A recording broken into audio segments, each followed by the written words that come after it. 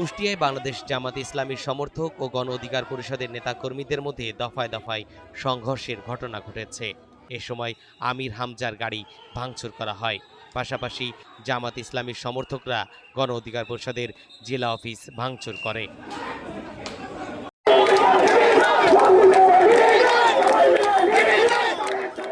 কুষ্টিয়া জেলা শহরের ৬ রাস্তা মোড়ে এই ঘটনা ঘটে।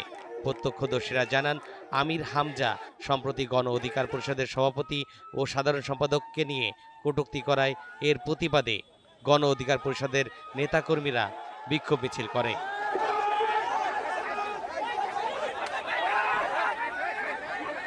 এ সময় গণ অধিকার পরিষদের নেতাকর্মীরা যেখানে সমাবেশ করেন তার অদূরেই ছিল আমির হামজার বাসভবন। আমির হামজা পুলিশ প্রোটোকল নিয়ে বাড়ি ফেরার সময় সমাবেশ স্থলে এলে গাড়ির ভেতর থেকে তার সমর্থকরা বিভিন্ন স্লোগান দেন। ফলে দুই পক্ষের মধ্যে উত্তেজনা ছড়িয়ে পড়ে। প্রথমে তাদের মধ্যে হাতাহাতি, পরে তা সংঘর্ষে রূপ নেয়। সংঘর্ষে দুই পক্ষের অন্তত ১৫ জন আহত হয়েছে বলে দাবি করা হয়েছে।